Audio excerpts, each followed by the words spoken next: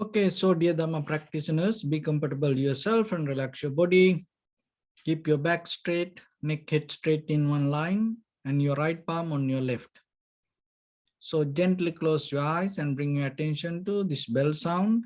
And while you're focusing to the sound, mentally relax your body, relax your mind, and relax your breathing with your thoughts. So do nothing extra. Just follow the sound, please.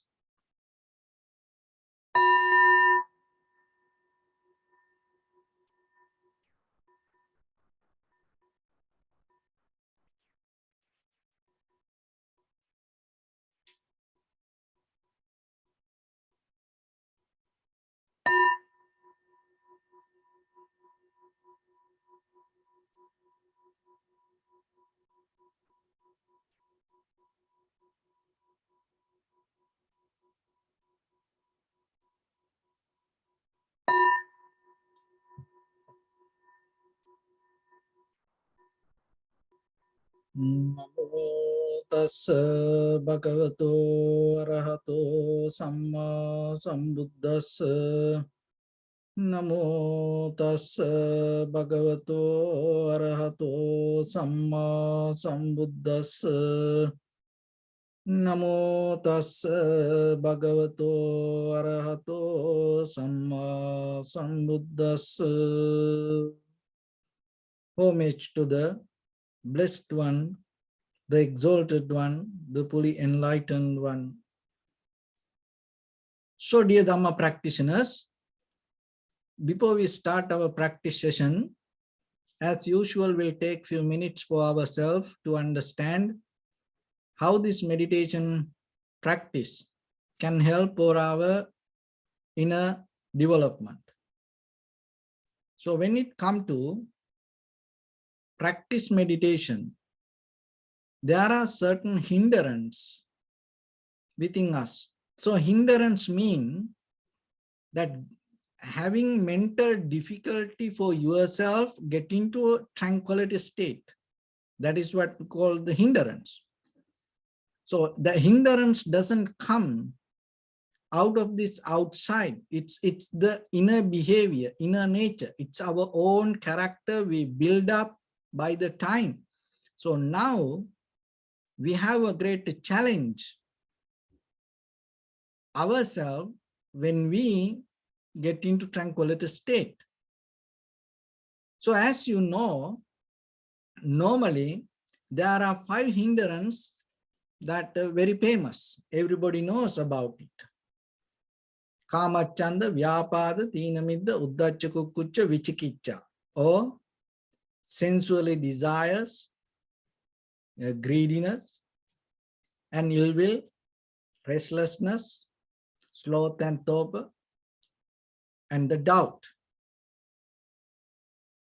So when it comes to practice this deeper meditation, there are some other things also.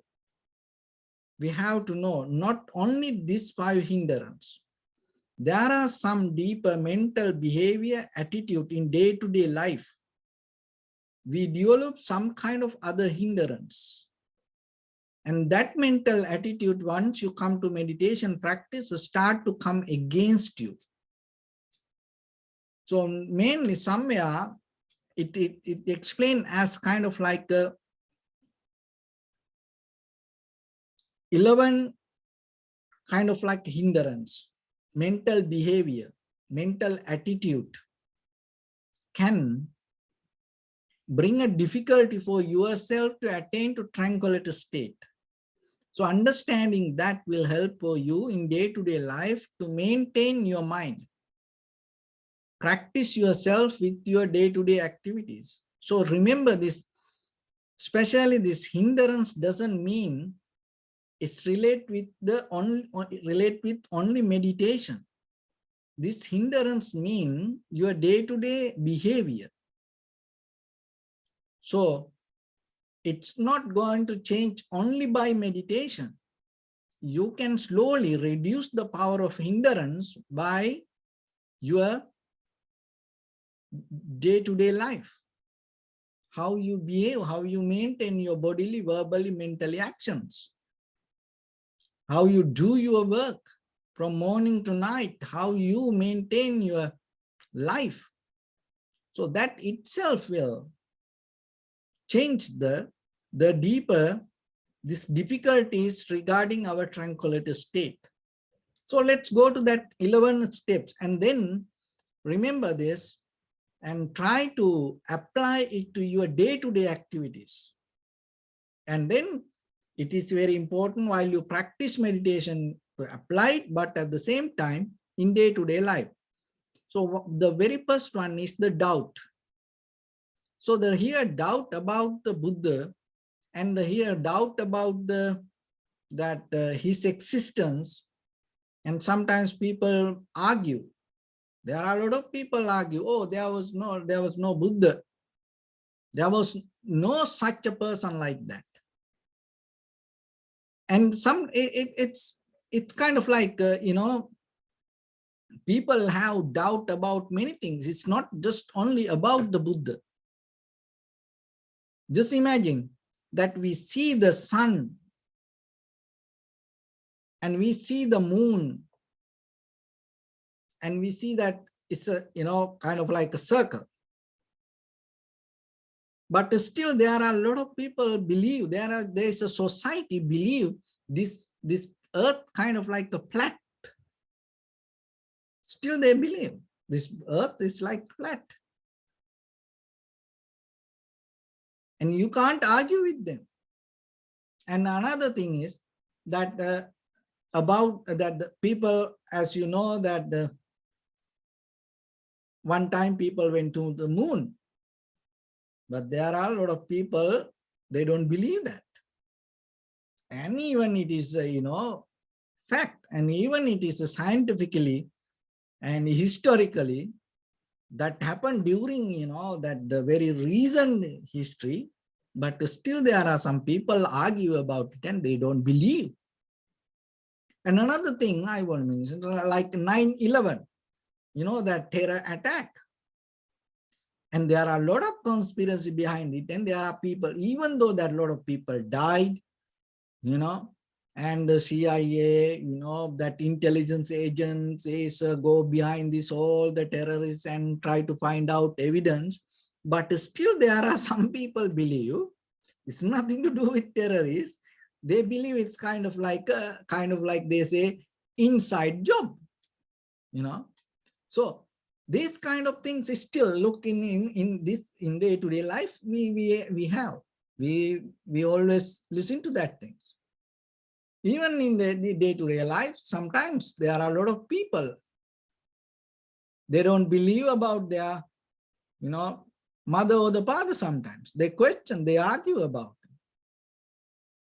it. And so like that, people have this doubt. Some people have this doubt as an attitude, their mental attitude.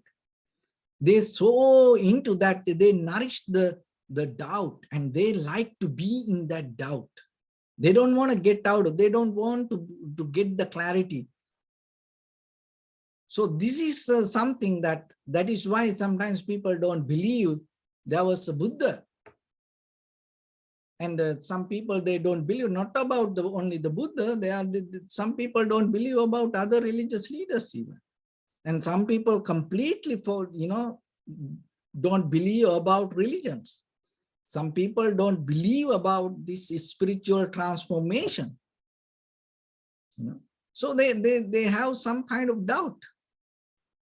So just imagine, forget about the Buddha, forget about the spiritual path. When you have a doubt, can you walk towards that? No. So then in day-to-day life, when it's a doubt is a very mental behavior. It's not coming from outside. It's our inner mental behavior, but it's more related to your attitude. So when there is a little doubt in you, don't keep nourishing it, and try to find the solution for that, and be clear with yourself. And how you can be clear? Look into that. Look into the evidence. Look into that, what other people talk about it. Look into the history. So that way, you can understand some things. And so that is one thing. And when you have that mental attitude to being open and understanding, rather than holding or nourishing the doubt inside you, you're ready to open and understand and accept. And so that way, it brings some kind of ability for yourself to understand and get out of this doubt. So about the Buddha, and when you look at the Dharma very clearly, what the Buddha says, so Dhammam pasati so mambas, whoever become very clear with the Dhamma will understand regarding the Buddha and who is the Buddha. It's not just about the person only. So here, when you deeply go into Dharma, you recognize it recognizes someone by mind, because you need the very clear mind to understand this. And when you go that way, you will understand what the Buddha taught. So without practicing, without getting to that, just by listening, you can't judge or you can't get into that. So that's why Buddha always say, come and see, come and see. Ehipasiko, come and see, then you will see. So if you don't put effort to see what the Dharma, so how you can argue about the Buddha? So that's the thing. As we all know that our mind or our knowledge or what we know is not complete. It is very limited. We all depend on the information we collected. So then out of that information, how we can argue about something we don't know? So that's the thing. So then start to learn. So then about the meditation also. Just don't try to do the way you want. No, just start to look into this and see what it is. What is this meditation? And try to read something about it. Go to different journal articles, say, see, there are a lot of some kind of lectures and things about even the Vipassana meditation, even the tranquility meditation. So just get into a little bit. And then you will understand more and more and more information. And a lot of people say, oh, I do my own meditation. So when you do your own meditation, you become same you. There's no transformation happen. So that's why in a certain level, you need to look into the very behavior and the nature of the Buddha's teaching. So that doesn't mean without that you can't. No, you can, but it takes a long time. That's the thing. So why you spend unnecessary time, and especially as you know, this human life very limited for us. We're not going to live here forever, and anytime we can die. So then when the teachings there, when the map is there already, why you don't use it? There are a lot of people still, as example, it's very simple now, use GPS, like you can use the phone, you can use even most of the vehicles, it has inbuilt GPS. So otherwise you can buy GPS. So like that, it is very easy. But still there are some people, they don't use it. They try to, look at the map and then memorize the road, memorize the address, and they drive. And then go here and there, round and round and round, looking here and there, and it takes time to, maybe they will get the place, but it takes time. So, but how about you put it to, you put the address to navigation, and it will take you there. And in the beginning, I used to, use the vehicle GPS. And then later, one of my friend always used the cell phone GPS. And I was not, used to do that. But later, I understood when I put the address, it's hardly come, okay, it takes it the very fastest way. So, like that in life, when the teaching is for that, to save your life, save your time. Why? Because anytime we can disappear from this world, anytime this everything can change, everything can go up and down, you know. So don't take it granted. So be careful about the life. When you have the opportunity, as soon as possible, get the exactly the very close, very nearest exit and get it, you know, done. So that's how. And that's why when there is the doubt, it makes you delay to get into practice. You will go here and there and waste your time. So then don't waste your opportunity. That doesn't mean you should not have the doubt. No, it is okay to have a doubt, but at the same time, look, start to find solution and get out of it. Find the clarity. So, and the second one, inattention. And sometimes you practice meditation and you sit and you know what to do, but your attention is not there. So it is just not only in meditation, in day-to-day life, you always have that as a mental quality. You don't care about things. And there are some people, they cook, you know, they serve the food to the plate, take it to the table, forget to eat. You know, see, that's life. You know, some people go to market, you know, spend so much money, buy things and put it to the refrigerator and forget to eat. Once it expires, they throw it away. You know, so that inattention. And some people, you know, and when they take medicine sometimes, you know, they forget to take it. You know, and sometimes even, you know, drinking water, they forget to drink water. It's a very simple thing. You know, it's a foundation of life, but still they forget to do that. So that inattention, your mind always somewhere, you know, floating. It's kind of like you're not here, you're not there.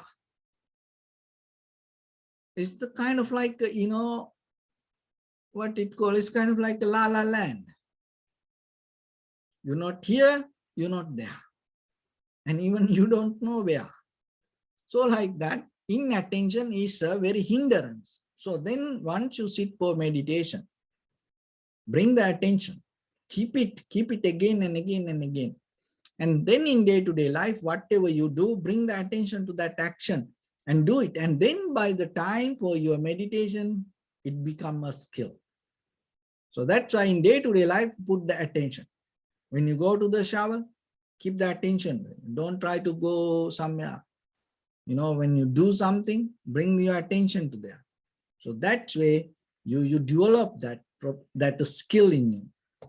And the third one, the dullness and the drowsiness. It's a, you know, it's all the sleepiness. Very lethargic, very slow. So remember yourself, we have very limited time. And then yourself, put some effort in day-to-day things for your activities, whatever you do, you know, and put some energy on your actions and do it in the right way. Do your best. And then you will see there are a lot of that skills in you. Maybe you never saw that, you know. So most of us, we die with our own skills inside us. We never make anything, you know, happen out of our hands. So that's why don't carry that, you know, drowsiness. Don't carry that sleepiness with you. So in the meditation also, sometimes it becomes hindrance. When people start to practice meditation, they fall into sleep. It is not only the hindrance only with the meditation in day-to-day life, and sometimes that watching TV is falling to sleep, eating, while they eating and they falling to sleep, they become very kind of like lethargic. No, put some effort on your day-to-day activities. And the fourth one, the terror. So when you practice meditation deeply, when you go into the tranquility state sometimes, and yourself, you have the fear, you terrify. This is a mental nature.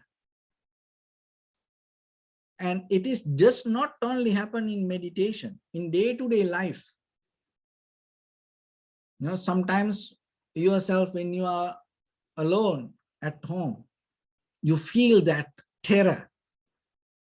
So then you always maybe, put the TV a little bit louder, or maybe yourself, you start to sing, or yourself, you start to talk, and you become kind of like so busy with the activities because of the terror that inside. No, look with your eye, ear, nose, tongue, body, mind, be more sharp. And then it will disappear. Bring the attention to yourself. And sometimes Buddha mentioned that when he go for pindapata, for food, sometimes through the jungle, he used to walk, and suddenly, this thieves jump in front of him, or maybe sometimes wild animal cross the road, and then he got terrified. So that is the very nature of mind. When sometimes suddenly you practice meditation like this, then suddenly that you hear something drop, then you like this, that's the very nature of life. So it cannot happen only meditation. Even sometimes when deeply you get into silence, relax, comfort, suddenly you feel, shake. So it happened. So it happened not only meditation, in day-to-day life, it's a natural, it is there, you didn't see. Why? Because your perception, you are not with the perception, and you have kind of like,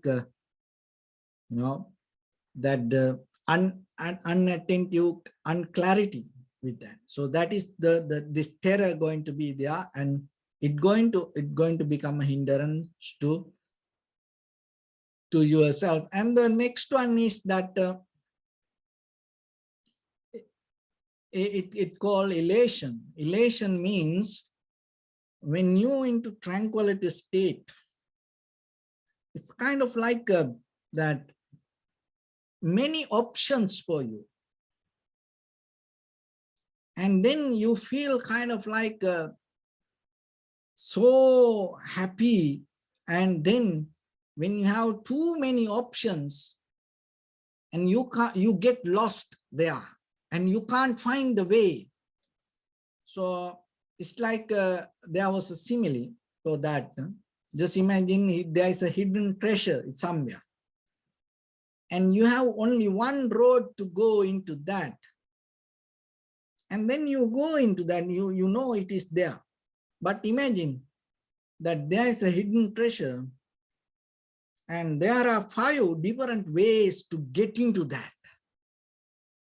And then you know that all the 5 ways that it's go there, but sometimes in your mind, you start to have a elation. Oh, get into this or that or like that. It's come with the pleasure, too much pleasure, or with the too many options.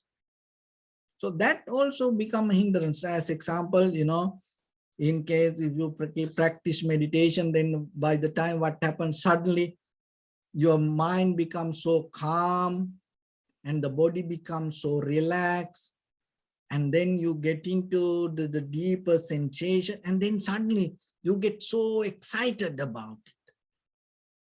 And then what happened? That excitement will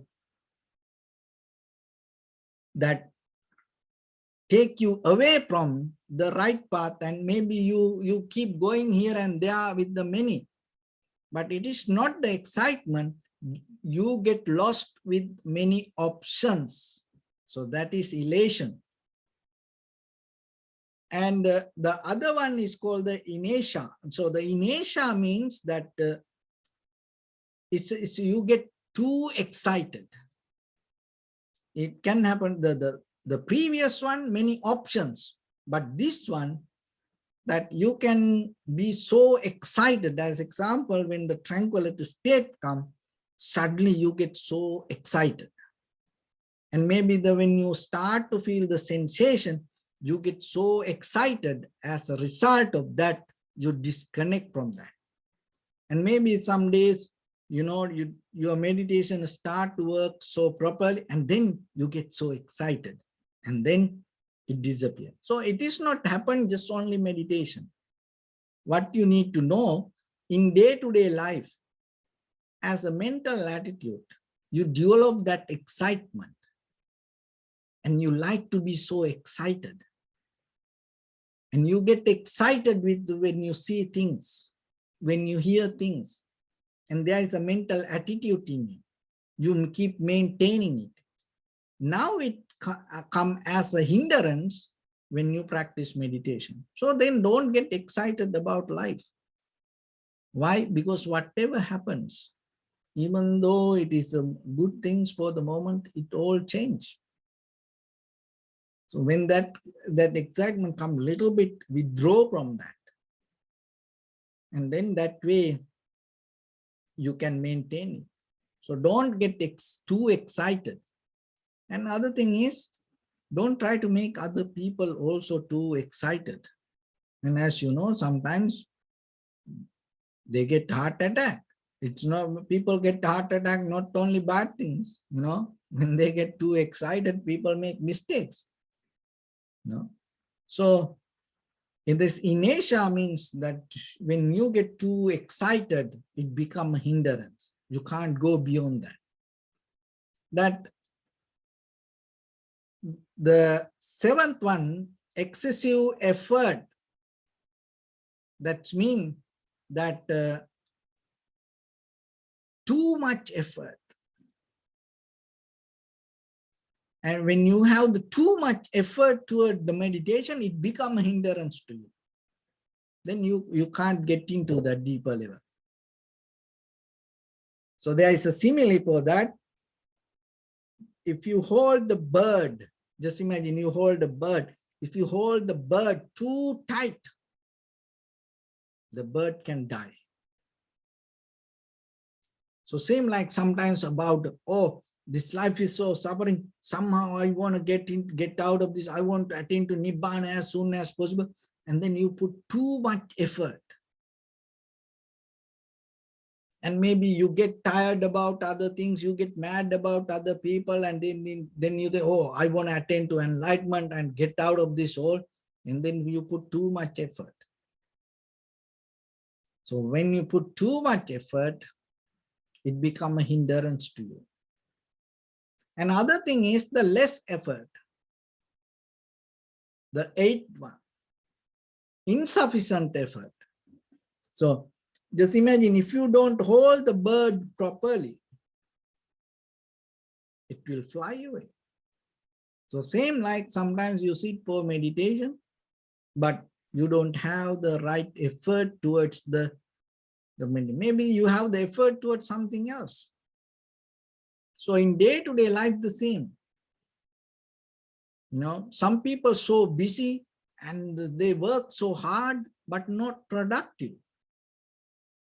They don't get the result out of it. Because that the effort, they can't bring it to the right thing, and their effort somewhere else.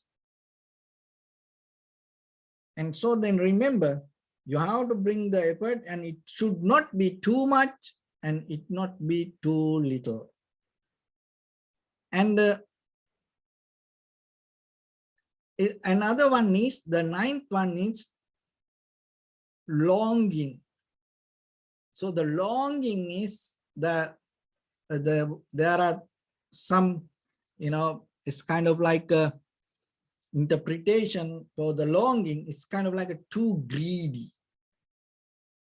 When you read a book, when you listen to something, and when you practice meditation, you so greedy, you so into it.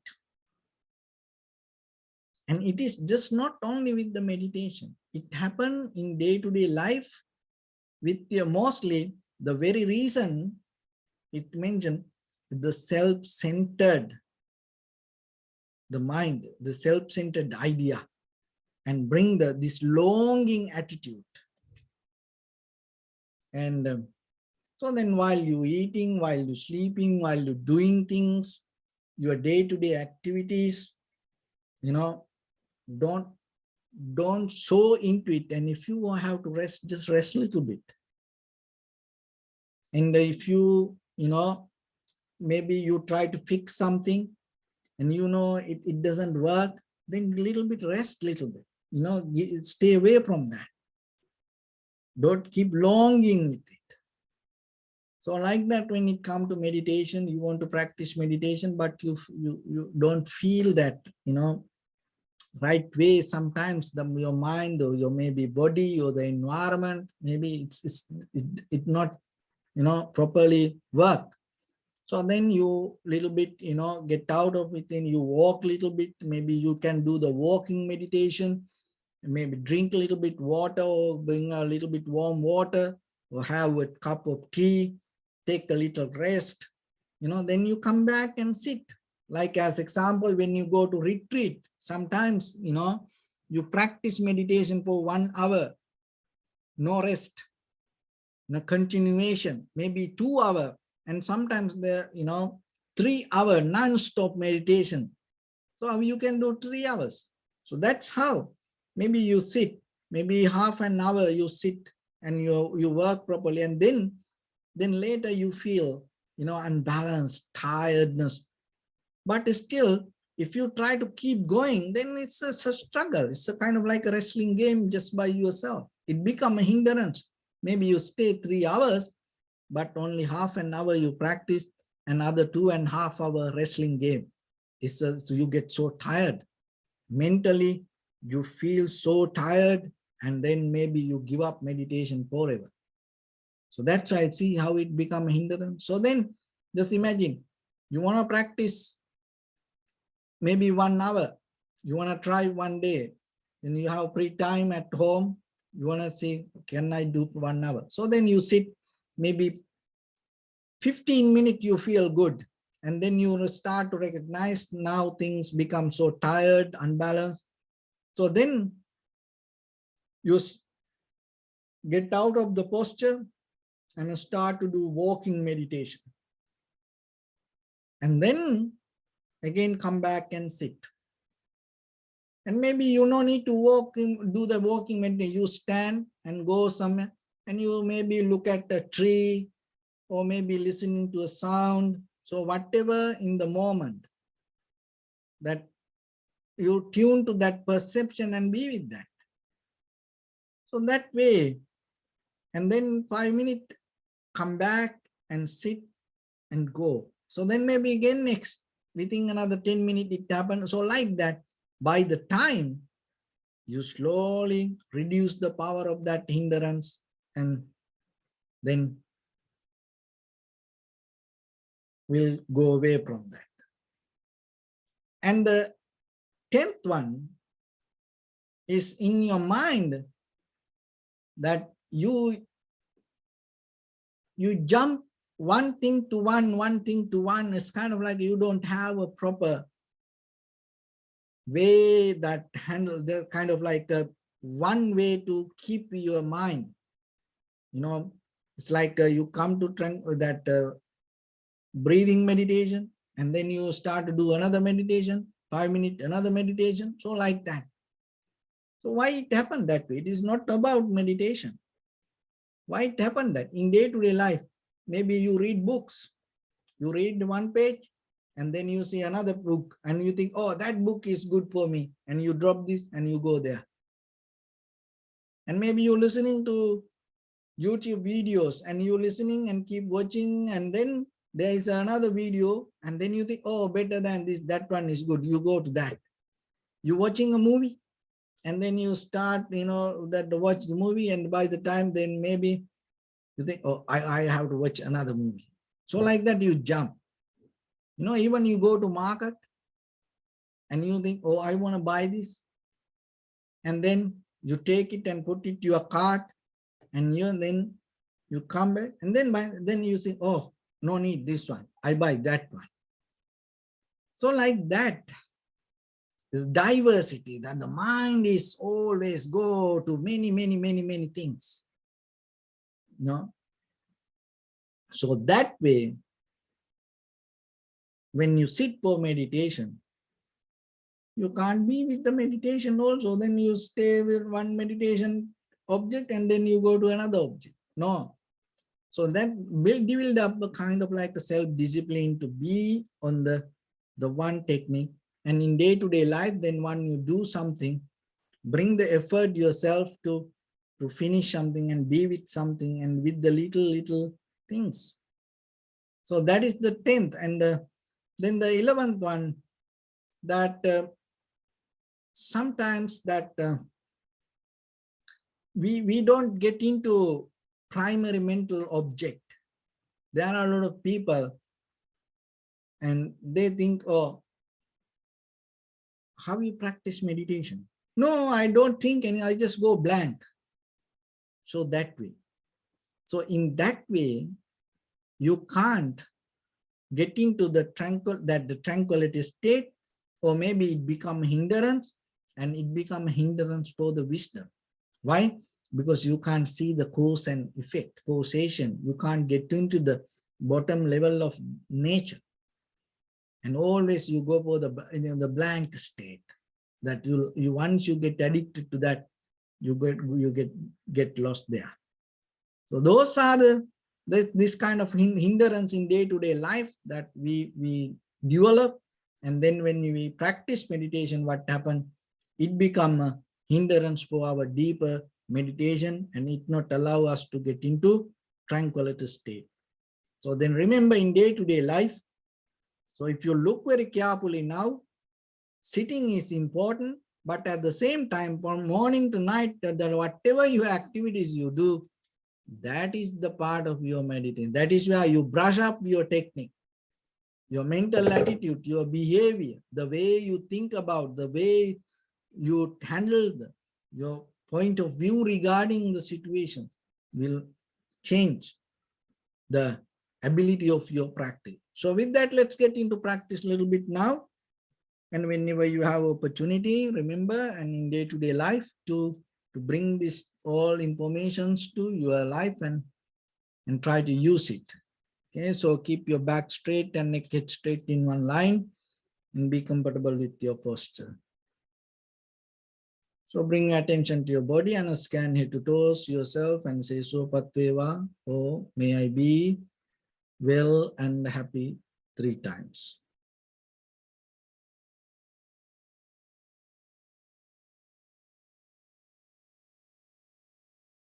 And take a moment and think. We gathered here in this moment to practice this ancient meditation technique. All the Buddhas, all the enlightened masters followed this path and achieved wisdom. So we also gathered here to accumulate that knowledge. In this moment, with this sitting, may my body become more comfortable. May my breath be more smooth. May no difficulties come to me. May all the success come to me. Also think for a moment. This is the last moment we're spending in this very lifetime, and detach your mind from all your past memories and as well as any kind of future thoughts. Just try to remain in the present moment, observing the sensation of your inhalations and exhalations. So in the beginning, deeply and gently, breathe out 3 times and find the sensation, please.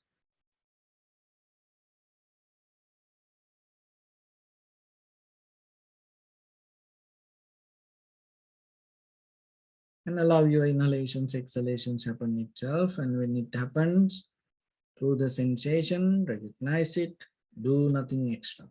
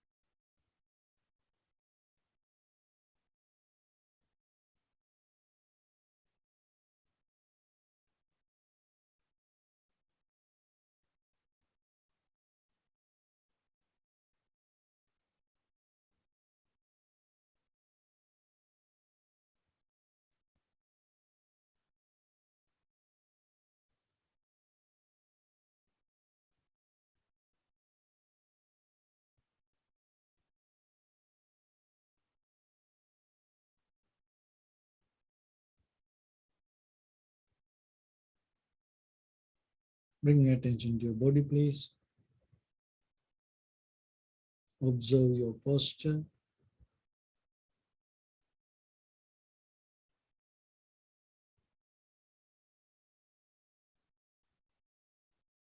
We cultivate loving kindness and compassion in our heart and radiate it as a light through entire your compound, village, city, state, country, world,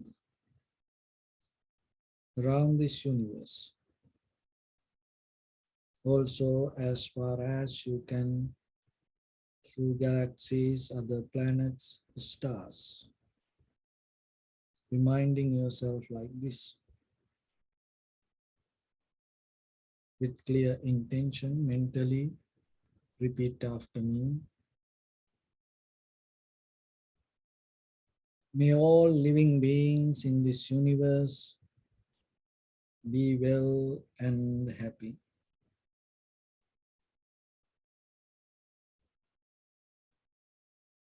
May everyone be happy and safe, and may their hearts be filled with joy.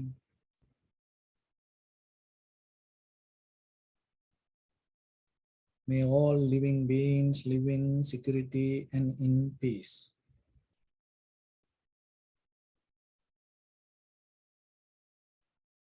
Beings who are frail or strong, tall or short, big or small, visible or not visible, near or far away.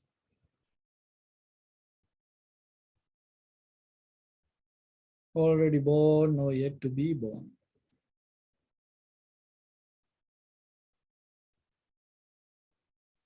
May all of them dwell in perfect tranquility.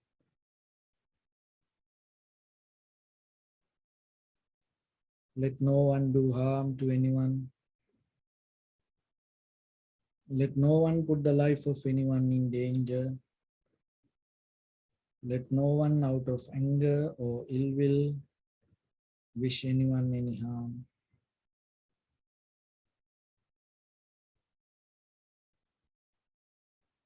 Expand the loving kindness and compassion beginning from your heart.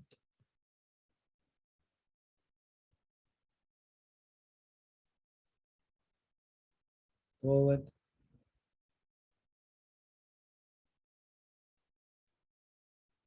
Visualize yourself and send it as a light.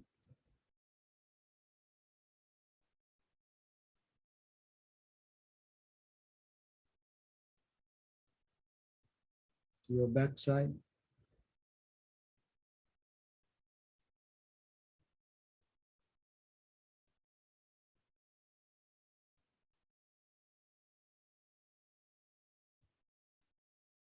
To your left side.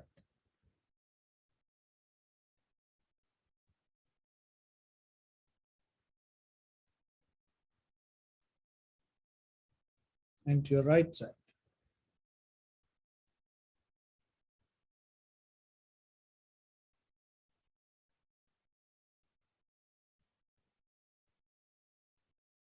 Downward.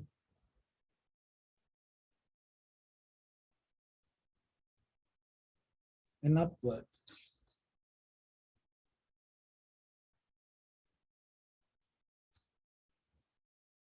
To all 6 directions at once.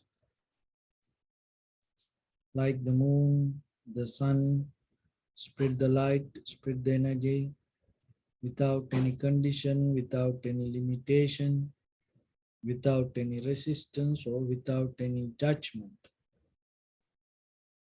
Let your heart to shine with the loving kindness and compassion from the bottom of it, with the maximum effort to the highest, wishing yourself, may all living beings in this universe be well and happy.